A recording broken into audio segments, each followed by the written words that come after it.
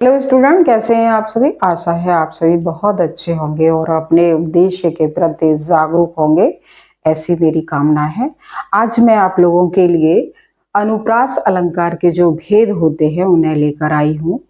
तो आइए हम शुरू करते हैं। अनुप्रास अलंकार के भेद। तो सबसे पहले हम जानेंगे कि छह का अनुप्रास अलंकार क्या होता है। तो छह का अनुप्रास अलंकार जहां वर्ण की केवल एक बार आवृत्ति हो, अर्थात एक वर्ण केवल दो बार आए। कैसे कहेंगे कि जहां वर्ण की केवल एक बार आवृत्ति हो। आवृत्ति का मतलब दो बार आना या बार बार आना। आवृत्ति का मतलब दो बार आना। तो यहां जो है एक शब्द की कितने बार, एक बार आवृत्ति हुई है। कितनी बार हुई है? एक बार आवृत्ति हुई है। इसीलिए यह कौन सा अलंकार बनता है? छह का अनुप्रास अलंकार बनता है।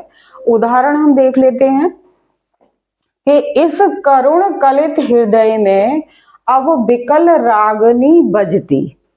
तो अब आप यहां देखेंगे कि ये जो क और क ये दो बार आए हैं, यानी कि एक बार आवृत्ति हुई है।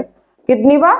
एक बार आवृत्ति हुई है। जैसे मैंने स्पष्टीकरण में भी यहां लिखा है कि यहाँ क वर्ण की एक ही बार आवृत्ति हुई है। इसीलिए यहाँ कौन सा अलंकार बनता है? यहाँ छह का अनुप्रास अलंकार बनता है। और हम दूसरा उदाहरण तो बहुत होते हैं, लेकिन समझने की बात है। आप समझ जाएंगे कि जब एक वर्ण की आवृत्ति यानी कि कितनी बार हो? एक बार हो, तो वहां कौन सा अलंकार बनेगा? छह का अनुप्रास अलंकार बनेगा। जैसे मैंने यहाँ दूसरा भी उदाहरण लिखा है कि बाली बेल सूखी सुखद। बाली बेल सूखी सुखद। तो यहाँ बा और बेल यानी बा और ब और ला की आवृत्ति हो रही है, उधर सूखी और सुख की आवृत्ति हो रही है। इसीलिए यह छह का अनुप्रास अलंकार आपका बनता है। अच्छा, थोड़ी सी आप ट्रिक जान लेते हैं कि आप इसको शॉर्ट में कैसे याद कर सकते हैं, कैसे इसको अपनी स्मृति में ला सकते हैं। तो आप यहां ये कह सकते हैं कि छह का ने क्या कहा कि आवृत्ति एक बार आना। छेका ने कहा कि आवृत्ति एक बार आना। तो आप ये छोटी सी ट्रिक बना करके आप इसको याद कर सकते हैं। तो ये हमारा छह का अनुप्रास अलंकार है। आइए अब हम जान लेते हैं कि वृत्ति अनुप्रास अलंकार क्या होता है। तो वृत्ति अनुप्रास अलंकार जहां एक वर्ण की दो या दो से अधिक बार आवृत्ति हो।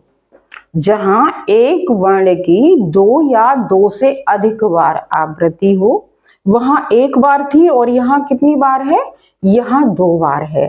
तो वहां कौन सा अलंकार बनता है? वृत्ति अनुप्रास अलंकार आपका बनता है। जैसे मान लीजिए यहाँ कहेंगे हम तरन तनुजा तट तमाल तरवर बहुछाए।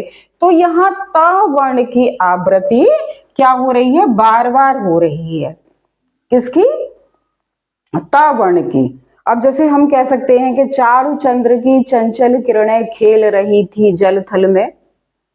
चारु चंद्र की चंचल किरणें खेल रही थी जल थल में। तो यहाँ च वर्ण की आवृत्ति बार बार हो रही है। इसीलिए कौन सा अलंकार बनेगा? वृत्ति अनुप्रास अलंकार बनेगा। और दूसरा मैंने उदाहरण यहाँ और भी लिखा है, कालिकासी किलक कलेऊ देत काल को। कालिकासी किलक कलेऊ देत काल को। तो यहाँ का वर्ण की आवृत्ति बार बार हो रही है, इसीलिए यहाँ वृत्ति अनुप्रास अलंकार बनेगा। अच्छा, एक बात और मैं बताना चाहूंगी कि कालिकासी किलक कलेऊ देत काल को, यहाँ आपका जो सी सम सरिस जैसे शब्द हमारे उपमा अलंकार में भी आते हैं। तो आपके जो एग्जाम में या तो ये ऑप्शन ये मिलेगा और ये ऑप्शन नहीं मिला तो आपको उपमा अलंकार में वो ऑप्शन मिलेगा। तो आप उपमा अलंकार में ये टिक लगा सकते हैं। चलिए, तो इस तरह से यहाँ वृत्ति अनुप्रास अलंकार हमारा बनता है। अब आते हैं 3 नंबर पर हम श्रुत्यनुप्रास अलंकार। श्रुत्यनुप्रास अलंकार क्या होता है कि जहां एक ही उच्चारण स्थान से बोले जाने वाले शब्दों की आवृत्ति हो।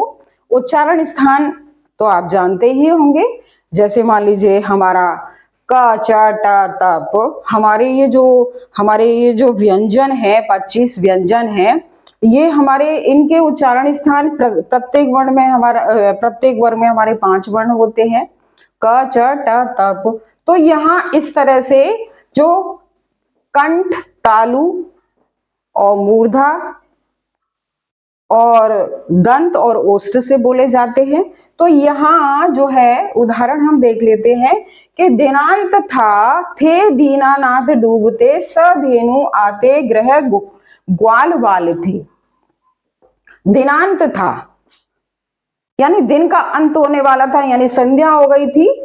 थे दीनानाथ डूबते यानी कि भगवान सूर्यदेव डूबने वाले थे, और सधेनु यानी धेनुओं के साथ यानी गायों के साथ, ग्वाल वाल क्या अपने घर की ओर लौट रहे थे।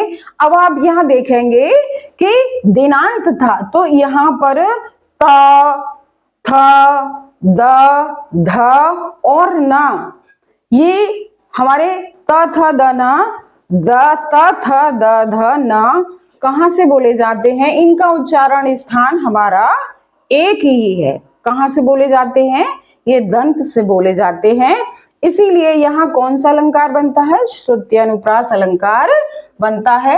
और दूसरा उदाहरण भी मैंने यहाँ नोट किया है, तुलसीदास सीदत निस्दिन देखत तुम्हारी निठुराई। तो यहाँ पर भी कुछ ऐसे वर्ण हैं जिनका उच्चारण स्थान एक ही है, इसीलिए यहाँ कौन सा अलंकार बनता है? श्रुत्यनुप्रास अलंकार आपका बनता है। आइए अब हम जान लेते हैं कि अंत्यानुप्रास अलंकार क्या होता है, किसे कहते हैं? अंत्यानुप्रास अलंकार काव्य में चरण या पदों के अंत में जो स्वर और व्यंजनों में जो क्या होती है? समानता होती है। क्या होती है? समानता होती है।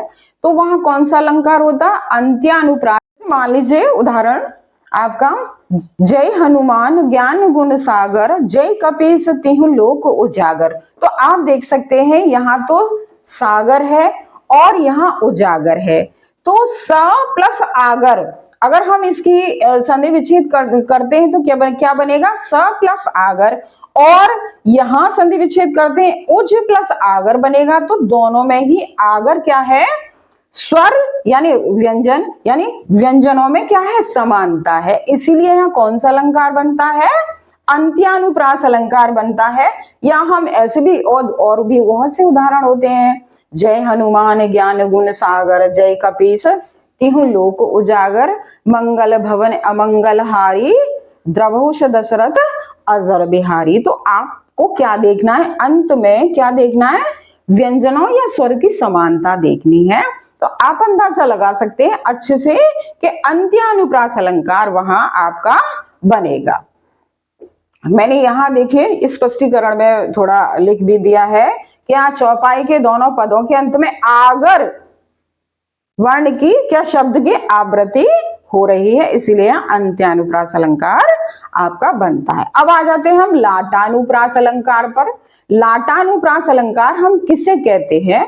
तो जहां समानार्थक शब्दों या वाक्यांशों की आवृत्ति हो परंतु तात्पर्य में भेद हो, यानी तात्पर्य में भेद हो, अन्वय करने में भेद हो। अन्वय करने में भेद हो। अन्वय का मतलब क्या होता है? यानी दो वस्तुओं में समानता दिखाना, यानी दोनों के बीच में सामंजस्य स्थापित करना क्या कहलाता है? अन्वय कहलाता है। जैसे उदाहरण के रूप में, पूत कपूत तो क्यों धन संचय, और पूत सपूत तो क्यों धन संचय। यानी कहने का तात्पर्य क्या है कि पुत्र अगर कौन है? वो पुत्र है तो धन एकत्रित करने की कोई आवश्यकता नहीं है, क्योंकि वो बर्बाद कर देगा। और पूत सपूत यानी पुत्र अगर सुपुत्र है, अच्छा पुत्र है, सुयोगी है, तो धन एकत्रित करने की क्या आवश्यकता है? वह स्वयं ही कमा लेगा। लेकिन आज के जमाने में ये सब नहीं चलता। और दूसरा उदाहरण और भी हम कह सकते हैं कि पराधीन जो धन नहीं स्वर्ग नरकता हेतु, और पराधीन जो जन नहीं स्वर्ग नरकता हेतु। तो आप यहाँ अन्वय करने पर क्या दोनों शब्दों में क्या है, भिन्नता को हम प्रदर्शित कर सकते हैं। इसीलिए यहाँ जब अन्वय करने पर भिन्नता शब्दों में आती है तो वहां कौन सा अलंकार होता है, लाटानुप्रास अलंकार होता है। जैसे यदि आपको मेरा वीडियो पसंद आया हो तो लाइक कीजिए, सब्सक्राइब कीजिए, शेयर कीजिए।